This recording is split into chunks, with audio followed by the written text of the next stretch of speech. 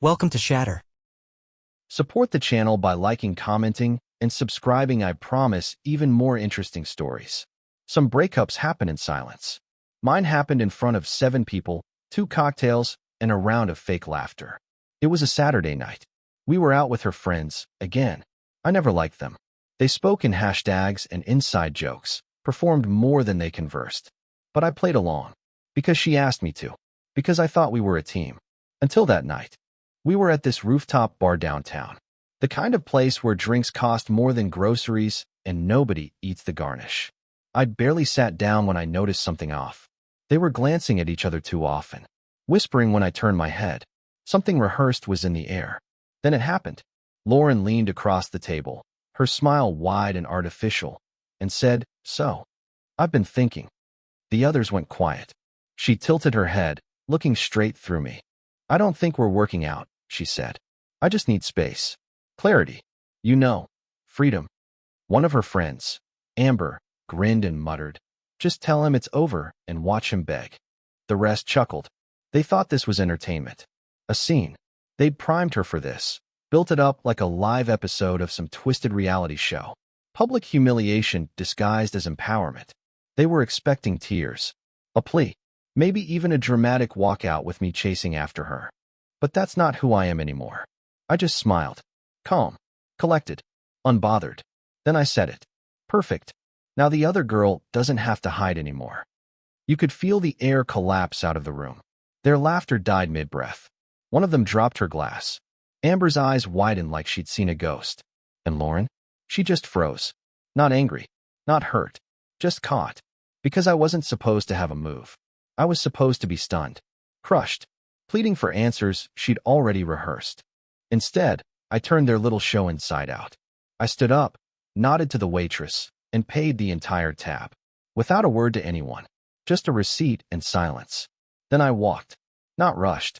Not dramatic. Just done. She wanted to end it. Fine. But she thought she was ending it from a place of power. She never expected me to be 3 steps ahead, already emotionally packed, and out the door before she even opened her mouth. And that was just the beginning. People expect you to react when they hurt you. They don't know what to do when you don't. After that rooftop scene, I went silent. I didn't block Lauren. I didn't unfollow her. I didn't post anything cryptic or bitter. I just disappeared from her world without leaving a trace. No calls. No texts. Nothing. Because silence is the only response that doesn't invite negotiation. I moved out of our shared apartment that night. She didn't even know I'd packed my essentials 3 days earlier. Something in her tone had shifted that week, like she was waiting to spring something. I didn't have proof. I didn't need it. I had instinct, and that was enough. I stayed at a buddy's place for a while. Slept on a firm couch that didn't carry her perfume or memories. The air was clean. The energy was mine. By Tuesday, she called me. I didn't answer. By Thursday, she sent a message, "So, can we talk?" I didn't open it. She sent another. "I didn't mean for it to come out like that. Let's meet. I'll explain." But what was there to explain? She didn't expect a breakup. She expected a performance. A power trip she could brag about to her friends. Something that would end with me broken, waiting, orbiting her for weeks while she found herself. But the show ended early, and the main character walked off stage. One of her friends, Jess, DM'd me a few days later. Said, "You really shocked her. She's been off ever since." I didn't respond. Because I didn't need to hear secondhand regret. I wasn't interested in character commentary after the script had already collapsed. I deleted Lauren's number. Not in anger. In precision. I wanted no residue. No maybe for her to hang on to. No doorway back into my life disguised as closure. I went back to the gym. Picked up extra shifts. Sat in the sun for no reason. Laughed with people who didn't know her name. And for the first time in months, I didn't feel like I was waiting for anything. She, on the other hand, was unraveling. Her friends posted less. She stopped sharing stories. She changed her profile photo 3 times in a week. Like she couldn't decide who to be now that she didn't have someone to humiliate. The power she thought she held, it turned to silence. And silence is a mirror. A cruel one. Because now she had to sit in it. With no reaction. No closure. No drama. Just the sound of everything she thought she controlled, slipping. The last time someone knocked on my door without texting first was Lauren. It was a rainy Thursday, the kind where the city looks like it's holding its breath. I had just finished cleaning up from dinner. No music, no TV, just peace. Then the knock came. 3 measured hits. I didn't move at first. Part of me already knew. That particular stillness in the air, you can't mistake it. I walked to the door, glanced through the peephole. There she was, Lauren. Hair curled just enough to look unintentional. No makeup, or at least the kind that's meant to look like no makeup. A sweatshirt I'd never seen before, probably borrowed to signal she'd changed. But nothing had changed. Except me. She stood there holding something. I couldn't tell if it was a gift, a letter, or a prop for the scene she thought we were still in. I opened the door. Didn't say a word. She smiled, a half step between apology and performance. Hey, she said, like we'd just skipped a day, not detonated months of trust. I leaned on the doorframe. No expression. She started explaining. Said she didn't mean to humiliate me. That her friends were just joking, and she got caught up in it. That she wasn't thinking straight that night. Every line more desperate than the last. I didn't interrupt. Didn't react. She was waiting for something. Anything. A sigh. A twitch. A word she could twist into an opening. But I wasn't giving her away back. Because the man who might have given her that space no longer lived here. She kept talking. About how maybe we moved too fast. How she never stopped caring. How she didn't expect me to just walk. That was the part that hit me the hardest. She didn't expect me to walk. Because for her, I was just part of the backdrop. The safe bet. The one who'd take the hit and quietly stay close. She never saw me as someone who could end the story first. I let her finish. Then I nodded. Not as acceptance. As closure. Then I said, I hope you find what you're looking for. She blinked. That was all. No speech. No door slam. Just the truth. Because the moment I stopped chasing her, she lost the mirror she used to admire herself in. And now? She couldn't even recognize her own reflection. She stood there a moment longer. Then left. No hug. No begging. Just footsteps fading down the hall. And inside, it felt clean. Because I didn't need revenge. I didn't need control. I just needed distance. And now I had it. When someone realizes they've lost access to you, their next move is predictable. They send messengers. It started small. A casual text from a mutual friend, Marcus, who hadn't reached out in months. He said, Hey man, Lauren's been kinda down lately. You okay? Friendly enough to seem innocent, but heavy with subtext. I answered politely, but briefly, I'm good. Hope she figures things out. I didn't ask anything back. And that silence said more than any paragraph could. The next day, I got a message from Chloe, another mutual friend. This one was less subtle. Lauren told me what happened. She's really hurting. She's not used to you being so cold. Cold. That word stuck with me. When someone spends months eroding your presence, mocking, dismissing, trying to control the narrative, and then calls your boundary cold, it means one thing. You're finally untouchable. I didn't respond to Chloe. I didn't need to. They weren't reaching out for clarity. They were reaching out for restoration of control, to gauge whether I could still be pulled into the orbit she once dominated. But I was already gone. And nothing's more terrifying to a manipulator than realizing they no longer get a reaction. Lauren kept at it, indirectly. A tag photo here. A shared memory reposted with a vague caption. A subtle nod in a group chat where she knew I'd see it. All of it had the same taste, desperation in disguise. And every time I said nothing, the silence grew louder. Not just for her, for everyone around her. People noticed. One night, at a friend's birthday, I walked in solo. Confident. Clear. No baggage in my eyes. Lauren wasn't there, but her presence clung to a few faces in the room, like they'd been briefed on who I was supposed to be. But I didn't play the role. I shook hands. Told jokes. Didn't mention her once. That night, Chloe pulled me aside. Said, You're different. Like, you're lighter. I just smiled. Because that's what happens when you remove a weight that was never meant to be yours. Later, I heard from someone that Lauren cried that night. Not because I embarrassed her, but because I didn't mention her. She was no longer the headline. She was a footnote. And I wasn't editing her back in. Let them talk. Let them speculate. Let them fish for pieces of me she can't touch anymore. They'll find nothing. Because when I left, I took the version of me she used to know and buried it where only peace can reach. She always hated not knowing. So when I mentioned the other girl during our breakup, calm, deliberate, like I had it planned, it stuck with her. Not because she cared about me, but because it meant she wasn't the only one pulling strings. And control is all Lauren ever wanted. I knew it wouldn't take long before she tried to find out who I meant. She dug through mutual connections, monitored my socials, scanned every tagged photo, every like, every subtle shift in orbit. That's how she found Hannah. Now, to be clear, Hannah wasn't a secret. She wasn't the other woman. She was the woman I had real conversations with when Lauren stopped treating me like a person. We met through work, talked over coffee once or twice. Nothing crossed any lines while I was with Lauren. But emotionally, Hannah reminded me I existed. Lauren found out the way they always do, through someone else's story. Hannah had posted a group photo. I was in the corner, not even beside her. But Lauren zoomed in, saw the detail, made the connection, and that's all she needed. Within hours, she was in damage control mode. She posted a story, black background, white text. Crazy how people lie so easily. You think you know someone. Then came the fake concern in group chats. Just hope people don't get hurt when they jump into something for the wrong reasons. She didn't name names. She didn't have to. But here's where it unraveled. Hannah saw the post, and she didn't stay quiet. She replied, not with insults, not with drama, but with clarity.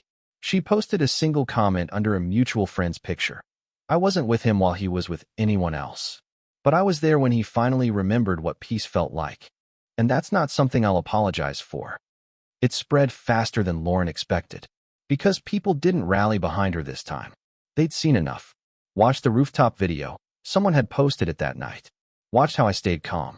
How she smiled when she thought she had power. Then watched her face fall when she didn't. And now? Now they saw through her. The narrative flipped. Her carefully crafted image. Confident. In control. Untouchable. Fractured. Because no one bought it anymore. And the girl she tried to frame as a villain? She walked away untouched. While Lauren, she finally felt what it was like to be outside the spotlight. Watching someone else speak truth and realizing she couldn't rewrite it. I didn't say a word. Because the damage was self-inflicted. And silence was just me, letting her hear it louder. The number wasn't saved. Just a string of digits glowing against my lock screen. I almost didn't open the message. But something in me knew this wasn't random. Not spam. Not marketing. Something else. It read, I'm sorry for the way she treated you. I hope you're doing better now. Nancy, Lauren's mom. That name hit like ice down the spine. I hadn't spoken to her since a family barbecue over a year ago. Back then, she seemed sharp, observant. The type of woman who could cut you with politeness. But I remember how she watched Lauren when she thought no one noticed, like she was bracing for something. And now she was texting me. I didn't respond. Not out of spite, but because I needed to understand what this was. An hour later, a second message came through. If it helps at all, you weren't the first. And sadly, I doubt you'll be the last. She pushes away the ones who love her and craves control over the ones who don't. I sat with that. Not because it surprised me, but because it confirmed what I already knew deep down. Lauren hadn't changed overnight. She didn't become someone else during our time together. She'd been like this long before me. I just didn't want to believe it. And her mother wasn't reaching out for her. She was apologizing for her. That was the real shift. Because up until now, every message, every back-channel conversation, every attempt to reach me came from Lauren or her circle trying to reshape the story. But this was acknowledgement. From someone who knew her best. Someone who had no reason to defend me and no gain in telling me the truth. It wasn't pity. It was honesty. And it closed a loop I didn't even realize was still open. I never replied. Not because I didn't appreciate it, but because some truths don't need responses, they just need space to exist. And with that message, the last doubt I carried quietly dissolved. I wasn't the fool. I wasn't the one who failed. I was the one who left. And that made all the difference. Because while Lauren still tried to play her game through silence, suggestion, and staged vulnerability, her own blood had already exited the theater. And when your mother starts sending apologies to the man you tried to destroy, it means the mask finally slipped. And maybe, just maybe, it wasn't me who disappointed her family after all. There's a moment after pain where you stop waiting for it to leave, because it already has. It doesn't slam the door. It just slips out when you're not looking. One day, you realize you went a full hour without thinking about her. Then a full day. Then a weekend. And then, it's not forgetting. It's returning. That's what happened. I started running again. Not because I needed the distraction, but because I missed the rhythm. The silence between footsteps. The calm it brought me long before Lauren ever entered the picture. I reconnected with my brother. We grabbed beers, watched a game in silence, and for the first time in a long time, I wasn't editing myself around anyone. I wasn't weighed down by explaining things that should have been obvious to someone who cared. And I started reading again, real books. No self-help, no healing guides, just stories, people, dialogue that didn't revolve around me fixing anyone or holding them together. That's when people around me noticed. Not because I was louder, but because I was lighter. And that energy? It spreads. One evening, my buddy Kyle tagged me in a photo, just 4 guys at a cabin upstate. Nothing curated. No poses. Just real life. She saw it. I know she did. Because a mutual friend told me Lauren messaged her that same night. No drama. Just a single question. Does he ever talk about me? And that silence? That absence of her in my world? It hit her harder than anything I ever said. Because when someone still holds the fantasy of you breaking, they check your shadow. They look for proof you're still bleeding, still holding on. But when the picture shows peace, it ruins their narrative. Lauren had spent weeks trying to twist the story into something salvageable. Victim. Misunderstood. Misquoted. But the world stopped listening. Because I stopped reacting. And when you stop reacting, the story ends where it should. I didn't post anything in return. Didn't make cryptic statements. Didn't flex. I just lived. That was the worst part for her. Because it proved something she never wanted to admit. I wasn't pretending to move on. I had already moved on. And the man she thought she could humiliate into silence? He found his voice the moment he stopped using it on her. It was a charity event. Nothing dramatic. No stage. No spotlight. Just old colleagues, a few local names, and mutual acquaintances gathering for a good cause. I wasn't planning to go. Then I saw the guest list. Lauren would be there. I could have declined. I could have skipped it and saved myself the awkward glances, the hushed comments. But something in me wanted to walk into that room, not to prove anything, just to exist, openly, where she used to hold all the power. So I went, not dressed to impress, just clean, neutral, confident. I arrived late on purpose. By the time I walked in, most conversations were already flowing, drinks half finished. Music low, the kind that sets mood but doesn't dominate. And when I walked in, everything paused for a half second, just enough for heads to turn. She was across the room, surrounded by familiar faces, those same friends who once laughed when she broke up with me. But this time, no one was laughing. Lauren saw me. Her smile flickered. Not fear, confusion, like she wasn't sure how to react, because nothing about me looked breakable anymore. She expected confrontation, or avoidance. She got neither. I nodded politely to a few people I knew. Engaged in casual conversation. Took my time at the bar. Every move measured, but natural. No tension. No performative energy. I didn't look at her twice. And that was the shift. Because when someone still has emotional power over you, they can feel it in the air. The glances. The tension. The almost moments. But I had nothing left for her to interpret. I wasn't cold. I was clean. Midway through the evening, a friend leaned over and whispered, "Man, she hasn't taken her eyes off you all night." I didn't even look up, because it didn't matter. She wasn't the gravity in the room anymore. I was. And I wasn't pulling anyone toward me. I was just still, and they moved. That's what kills people like her. Not vengeance. Not public shaming.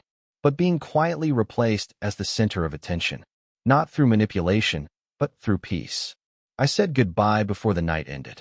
Shook hands, offered a few words of thanks, and walked out like I had something better waiting. Because I did. Myself. Unbroken. Unburdened. Free.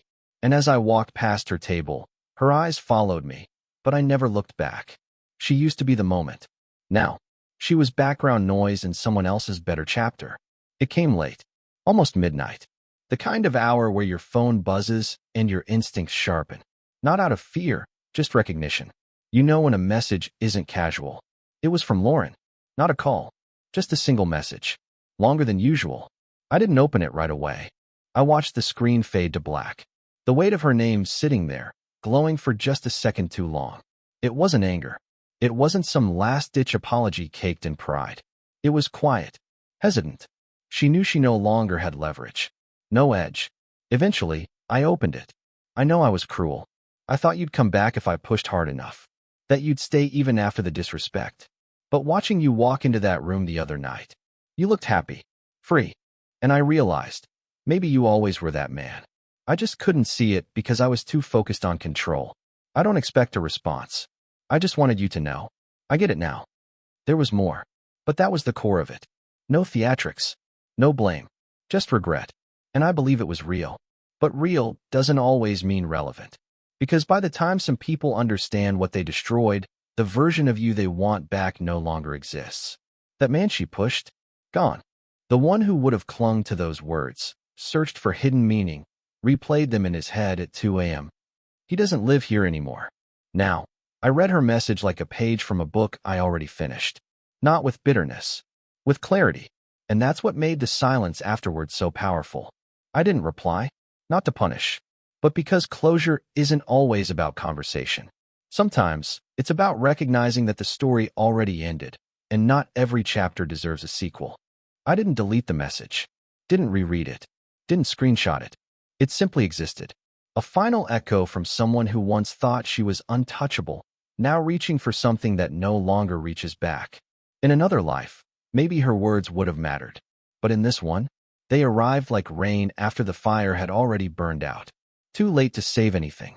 Too quiet to undo the silence. Too weak to be remembered.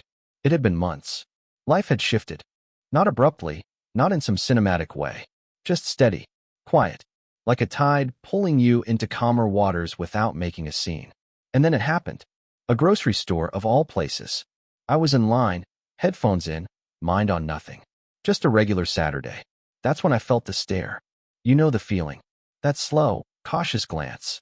The kind that doesn't come from curiosity, but recognition. I looked up. Lauren. She was 3 people behind me. Alone. Hair darker than before. Clothes that looked thrown together. No makeup. Just real. And for a second, we locked eyes. That moment lasted no more than 3 seconds, but it held the weight of everything we never said. There was no shock on her face. No anger. Just a flicker of confusion. Like she knew the shape of me, but not the man standing there. Because I wasn't him anymore. Not the man she gaslit. Not the one who waited on a text. Not the one who internalized every jab and tried to prove his worth to someone who never saw it. I was sharper. Still. Untouchable. Not because I put up walls, but because she no longer had the key. She looked away first, then turned back, as if maybe, with a second glance, it would all fall into place. It didn't. Because what do you say to someone who rebuilt themselves from the ashes of your ego? Nothing. There is no apology that fits that silence. No smile that softens the reality of being left behind. The cashier handed me my receipt. I walked out. No words. No nod. No need. And in that moment, I understood something I never grasped before. You don't always need revenge. Sometimes, the purest form of closure is becoming the version of yourself that no longer craves theirs. She had every chance to meet that man. She chose not to. And now? Now she'd spend the rest of her life wondering how she lost him without even realizing he was worth keeping. I didn't look back. I didn't need to. Because the final chapter had already written itself. She wanted a reaction. Instead, she got a memory. And that's what stayed with her. Not my silence, but the echo of everything she could never touch again. Real men don't explode. They exit. Subscribe for more power stories.